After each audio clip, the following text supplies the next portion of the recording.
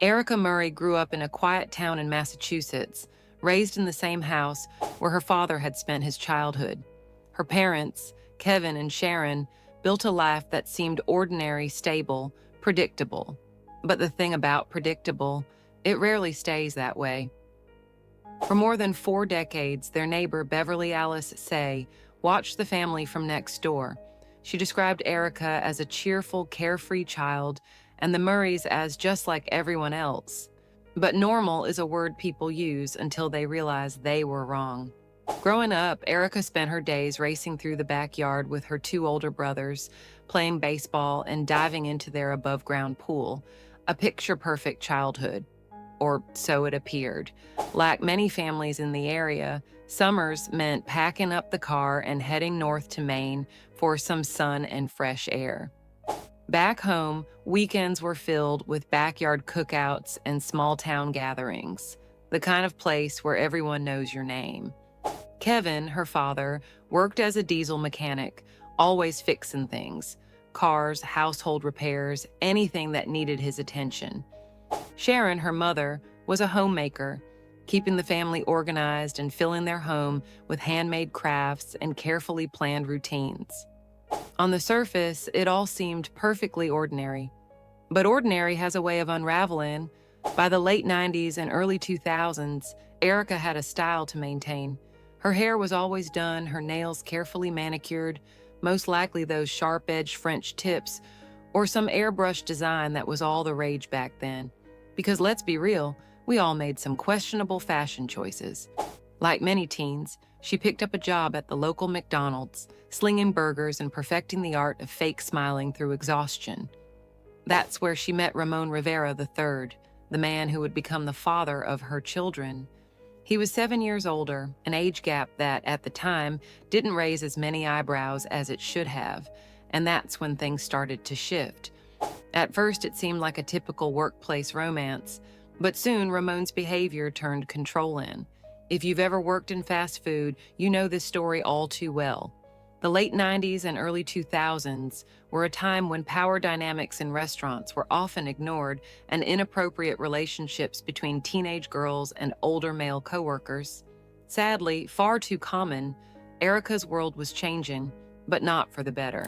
By 2001, at just 18 years old, Erika found herself facing a reality she wasn't quite ready for. She was pregnant. According to a high school friend who preferred to stay anonymous, because, small towns never forget, Erika wasn't exactly thrilled about walking across the graduation stage. She was already starting to show, and the idea of being the visibly pregnant girl in the yearbook photos, not something she wanted to be remembered for. But skipping graduation meant not getting her diploma, and that was a problem. With some convincing, she finally put on her cap, gown, and nerves of steel and made it through the ceremony. Then, life came at her fast. Not long after, Erika gave birth to her first child, a baby girl named Kayla. She, Ramon, and their newborn moved in with her parents, squeezing into the same house she had grown up in. But before long, history repeated itself. Erika was pregnant again. There was just one problem. The house was already full. So the young family packed up and moved to 23 St. Paul Street in Blackstone, just a short drive from the Rhode Island state line. Their new home, a cramped 3-bedroom house that belonged to Ramon's sister, Christina. Eventually, Christina moved out, leaving Erika and Ramon with a little more space, just in time for Erika to give birth to their second child, a son she named Nick. From the outside, it looked like a growing family making it work. But behind closed doors, things were only getting started. According to family and friends, the move wasn't just a change of address. It was the turning point. Without her parents' constant support, Erika's grip on reality started to slip. The once put-together, polished young woman began to fade. Her clothes grew baggy, her appearance unkempt, and before long, she stopped leaving the house altogether. She didn't even have a driver's license, so escaping, physically or mentally, was never really an option. As the isolation deepened, her family assumed she was just too embarrassed to let anyone see the state of her home. So they didn't push. But behind those closed doors, something far worse was brewing. Then the pregnancies kept coming, a third, a fourth, and eventually a fifth. But Ramon was done. He didn't want any more kids. Erika, however, had other plans. Underneath her oversized clothes, she concealed each pregnancy. No one, not Ramon, not her family, not her friends, had any idea. And when the time came, she gave birth alone in the dead of night on her bathroom floor. What happened to those babies? We'll get to that. Erika got pregnant again and again, a sixth child. At this point, it wasn't just a secret, it was an entirely separate reality. Please keep these facts in mind, as it will become very important later in the story. Before, she hid the pregnancies, endured labor alone, and then kept the newborns hidden upstairs. 2 baby girls born nearly 3 years apart. Her older kids eventually noticed. But when they asked, Erika brushed it off. "I'm just babysitting." But she wasn't, and soon that lie would come crashing down. On social media, Erika painted a picture of the perfect home life. Her Facebook full of home-cooked meals, smiling kids, and family moments. If you scrolled through, you'd think she was just another happy mom. But something was missing. Nowhere, not one post, not one picture, did she ever mention her 2 youngest children. Just like her mother, Sharon, Erika had a crafty side. She made Halloween signs, candle holders, and other decorations, selling them for $30 or less at a small shop called Jenny's Place in Whittensville. Her work? Surprisingly popular. Within 6 weeks, everything she made had sold out. For a while, she even worked at a local Shaw's supermarket. But then, Ramon made her quit. By then, Ramon had a steady job at Staples' headquarters in Framingham, while Erika was mostly at home. On the surface, she still kept up appearances. She'd stand at the bus stop every morning with her 2 older kids. She made weekly grocery runs. She even threw a 10th birthday party for her son at Penn's Bowl in Milford. Pizza, laser tag, arcade games, the works. To an outsider, she and Ramon seemed like any other couple. A neighbor at the party even recalled them laughing together, his arm casually wrapped around her. The same neighbor, a preschool teacher, often ran into them at Market Basket. She'd see Ramon driving Erika around, and they'd chat while waiting at the bus stop. But cracks were starting to show. Money was tight. Erika admitted as much. And the signs? Impossible to ignore. Her son, Nick, wore the same clothes all weekend. He'd stay out as long as possible, only heading home when it got dark, and only after the neighbor reminded him. And then there was the house, silent, closed off, holding secrets no one dared to question. The neighbor never stepped inside. No one really did. But the smell outside, rotten, she assumed it was just the family's bloodhounds. She assumed a lot of things. On August 27, 2014, Nick, Erika's son, was hanging out with his friend, known in legal records as Pete. Pete's mother, Betsy Brown, had left the boys outside, their skateboards scratching against the pavement, while she made a quick store run. But before she even reached the checkout, her phone rang. It was Pete, his voice shaking. He needed her to come home immediately. "The babies won't stop crying," he blurted. Betsy's stomach tightened. Babies? She questioned the boys over the phone, piecing together the chilling realization. They were calling from inside the Murray home. When she pulled up, the boys stood in the driveway, looking pale. But before she could say a word, the sound hit her. Screaming, wailing, a relentless, piercing cry. Nick led her inside, and that's when the stench hit. Thick, rancid, and unmistakably wrong. Upstairs, she found them. A 3-year-old, a 5-month-old. Their tiny bodies soaked in filth, trapped in separate, reeking bedrooms. Each lay on a bare, stained mattress, the walls streaked with decay, the floors a graveyard of trash. Betsy froze. "Oh my God," she whispered. Her hands shook as she dialed 911. When Blackstone police arrived, the horror deepened. The 5-month-old girl lay on her back, her diapers soaked, sagging, and stained beyond recognition. She wore nothing else. But there, just a few feet away, lay something far worse, a lifeless dog. The stench of death was everywhere. Lieutenant Gregory Gilmore tried to push open another bedroom door, but it barely budged. Something was blocking it. He forced his weight against it, shoving until it cracked open just enough for him to peek inside. And that's when he saw it. Mountains of garbage, piled waist-high and smeared across the walls. According to former Assistant District Attorney John Bradley, the upstairs wasn't just dirty, it was filthy beyond belief. The overwhelming stench of feces clung to the walls, soaked into the floors, and choked the air. Bradley didn't hold back. He described the 5-month-old as looking like she had been dipped in filth, her tiny body coated in layers of waste. Around her, soiled diapers stacked nearly a foot high, forming grotesque towers of neglect. But the nightmare wasn't contained upstairs. The entire house was a disaster zone. Trash, dirty clothes, rotting food containers, and even more soiled diapers littered the floors. The kitchen sink overflowed with dirty dishes, while flies and maggots hovered like they had moved in permanently. Rodents scurried through the chaos, making themselves at home. Down in the basement, things didn't get any better. A cramped living room held a couch, a table, and a few chairs, but little else. In a second basement room, officers found the family's bloodhound, locked inside a crate, its eyes dull, its spirit broken. Then Lieutenant Gilmore spotted something unusual, a potted plant under a hanging light. A closer look confirmed his suspicions. Marijuana.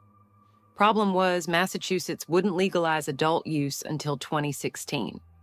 As the investigation unfolded, Erika and her 13-year-old daughter, Kayla, walked through the front door. It was just past 4 p.m. Blackstone Patrol Officer Anthony Longarini wasted no time. He approached Erika and asked where she had been. She casually explained that she had left around 10 a.m. She had errands to run. Officer Longarini stared at her, then at the disaster behind him. 2 infants, left alone, in this house. He took a breath, his voice firm. That is completely unacceptable. Erika nodded. For once, she didn't argue. By afternoon, the nightmare was no longer a secret. Social workers from the Department of Children and Families, DCF, arrived at the Murray home, and with them came the slow, agonizing unraveling of Erika's twisted reality. She sat on the front porch, motionless, staring at nothing. Her hair, wild and tangled, framed a face that showed not a single tear, not a flicker of remorse, just a hollow, vacant stare. Inside, her world was collapsing. DCF workers carried out her 13-year-old daughter, 10-year-old son, 3-year-old daughter, and 5-month-old baby girl, each one pulled from the filth, the isolation, the horror. And Erika, her biggest concern? My cat ran out. I don't think it'll make it through the night. Not her children, not the nightmare they endured, just the cat. Ironically, the cat probably had better survival chances on the streets of Blackstone than inside that house. Lieutenant Gilmore sat with her first at home, then later at the police station. A short walk, but a lifetime away from the filth she left behind. Finally, she spoke. Yes, the 3-year-old and 5-month-old were hers. Yes, Ramon was their father. No, he didn't know. Nobody did. Not her family, not even her older children, who she had convinced the babies were just someone else's kids she was babysitting. I was embarrassed, she admitted flatly. I probably couldn't even afford them. For a moment, it seemed like she was finally telling the truth. Then the lies started. The babies? Born at Milford Regional Hospital. Check the records. DCF pressed harder. Actually, no. Born at home. Never saw a doctor. Every answer unraveled further, and soon there was nowhere left for Erika to hide. The nightmare wasn't over yet. As if the scene couldn't get any worse, Blackstone Board of Health Code Enforcement Officer William Walsh arrived to document the wreckage. Armed with a camera, he captured the filth, the decay, the unlivable horror inside the Murray home. His verdict? Unfit for human habitation.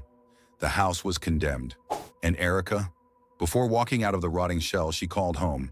She casually grabbed her coat and pocketbook, as if she were just stepping out for coffee. My boyfriend's coming to pick me up, she told Walsh. But when he last saw her, she wasn't getting into a car. She was walking alone up St. Paul Street, her footsteps the only thing left behind. The next day, Animal Control Officer Kevin Sullivan arrived to check on the sickly bloodhound found in the basement. What he saw was almost as disturbing as the house itself. The dog was skin and bones, its fur patchy and riddled with scabs. Its sunken eyes leaked a thick, gooey discharge, and fleas crawled through every inch of its body. Erika, ever the devoted caregiver, simply shrugged. "I can't take care of them," she said, referring to both the dog and the cat. Yes, the same cat she was supposedly so worried about. Turns out the cat had wandered back home, only to be found covered in flea bites. Both animals were removed, treated for fleas, and given the medical attention Erika never bothered to provide. By then, DCF had placed the two youngest girls into foster care. No one even knew if Erika had ever named them. On September 3, 2014, they were brought to UMass Medical Center for evaluation by Dr. Heather Forkey and Dr. Peter Sell. The older child, Lisa, approximately 3 years old, flinched when doctors approached, her tiny body cowering instinctively as if expecting to be hit. Dr. Forkey had seen this before, a child deprived of basic care, trapped in constant fear. Lisa rocked back and forth, self-soothing in the only way she knew how. Her hair, unkempt, her muscles, doughy and weak, a sign she had barely moved in her short life. When propped up, she curled into a fetal position. She couldn't hold a spoon, drink from a cup, or even make eye contact. Her ears were clogged with so much wax that doctors couldn't see her eardrums. She didn't speak. She only made low, guttural sounds. Dr. Forkey's diagnosis was brutal but unsurprising. Severe neglect, developmental delay, emotional trauma. Lisa hadn't just been abandoned. She had been erased. At first, Dr. Forkey suspected Lisa might be autistic. The way she rocked back and forth, avoided eye contact, and made guttural sounds all pointed to something neurological. But before jumping to conclusions, Lisa was admitted to UMass Medical Center for further testing. The results? No infections. But her vitamin D and albumin levels were dangerously low, a clear sign of malnutrition and zero exposure to sunlight. The tests didn't just confirm neglect. They painted a haunting picture of a child hidden away, starved of food, light, and human touch. Then came Gina, the 5-month-old. Unlike Lisa, Gina made eye contact and reacted to doctors, smiling, engaging, showing signs of curiosity. But that didn't mean she had escaped the same cruel fate. Her muscle tone was shockingly weak. She didn't even move when placed on the examining table. Instead, she lay flat, her tiny arms sprawled out to the sides, a lifeless pose that spoke volumes.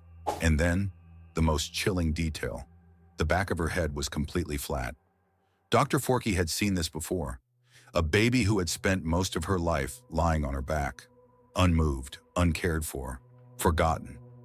Unlike most infants, Gina didn't make a sound during her examination.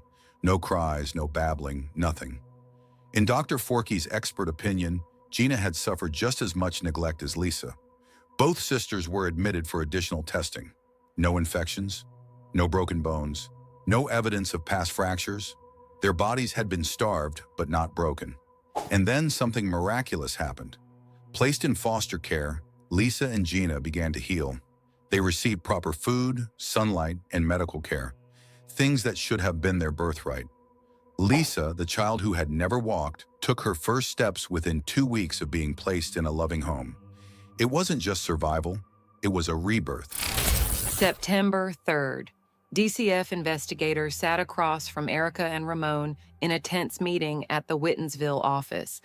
Erika, cold, expressionless, emotionally vacant. Ramon, a complete wreck, sobbing uncontrollably. But here's what shook the investigators the most. Neither of them asked about their children, not once. When asked for Lisa and Gina's birth dates, Erika rattled them off like she was reading a grocery list. Then she did something chilling. She called Lisa it. Not my daughter, not even her name, just it. The room went cold. Then a name surfaced, Michelle Ridgway. DCF staff pressed Erika about who this person was. Her answer, unbelievable. Michelle Ridgway never existed. Erika had invented her. A Facebook ghost, a fictional friend. Her excuse for why 2 mysterious children were always in the house. She had told Kayla and Nick that Michelle was a hardworking mother who needed a babysitter. In reality, Michelle was nothing more than a smokescreen for Erika's twisted secret. Then came the search warrant.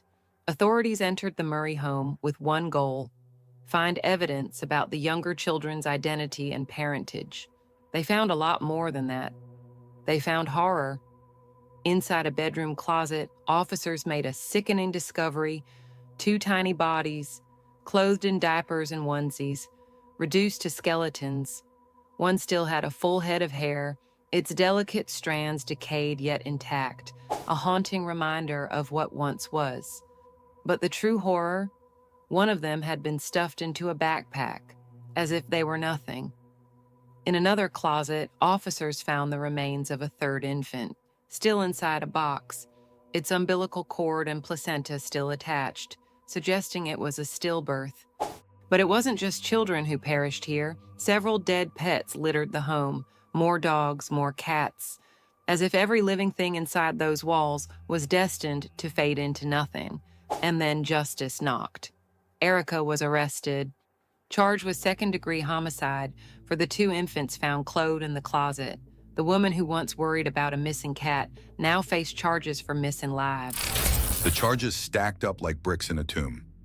Erika stood accused of 2 counts of assault and battery on a child, not a slap on the wrist, but serious bodily injury. 2 counts of reckless child endangerment, because locking kids away like forgotten furniture doesn't scream Mother of the Year. 2 counts of animal cruelty, because apparently kids weren't the only ones suffering. 1 count of concealing a fetal death, because when your secrets come with umbilical cords, there's a problem. Her ticket out of jail? $1 million bail. But the real nightmare? Those infants weren't just hidden. They were stuffed in cardboard boxes inside her older children's closets. Ramon, the puppet master in the shadows. Not to be outdone, Ramon racked up his own 7-count indictment: 2 counts of assault and battery on a child, 2 counts of reckless endangerment, 2 counts of animal cruelty, 1 count of cultivating marijuana, because sure, why not throw some illegal farming into this horror show? But this trial wasn't just about what they did, it was about how it happened. The psychologists peeled back the layers, and what they found was as chilling as the crime scene. Erika wasn't just an accomplice. She was a ghost in her own life. Forensic experts dissected her mind, uncovering a woman, crushed by control, starved of independence, trapped in a reality that wasn't hers to shape. Ramon didn't hit her. He didn't have to. His weapons? Forcing her to quit her job. Jealousy that burned through her friendships and family ties. Flooding her phone with texts. Every move tracked, every outing questioned. Threats of abandonment dangled like a guillotine over her head. Total financial lockout. No money, no access, no escape. By the time she got pregnant with her youngest victims, she was barely leaving the house. And that was the whole point. Dr. Lisa Rocchio sliced through the case like a scalpel through flesh. Her diagnosis? A mind wired for disaster, dependent personality disorder. She wasn't making decisions. She was waiting for permission. Avoidant personality disorder. She feared rejection so much she avoided reality altogether. And here's where things got worse. She had cognitive deficiencies that made problem-solving an Olympic event she had never trained for. Short-term memory unreliable at best, dangerous at worst. Planning ahead? That wasn't happening. Her entire coping strategy? Avoid everything? Pregnant? Pretend it's not happening? House a disaster? Don't look. Kids suffering? Block it out.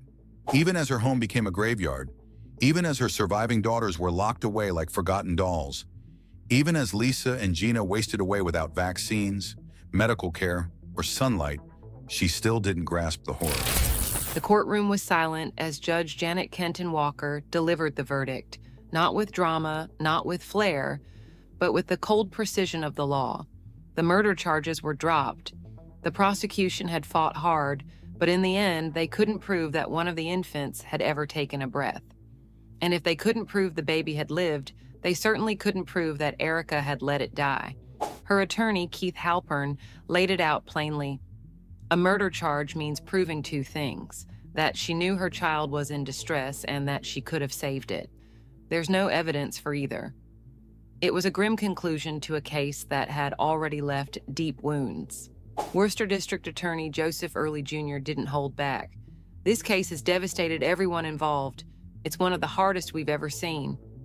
Blackstone's acting police chief, Gregory Gilmore, had spent years chasing the ghosts of this investigation.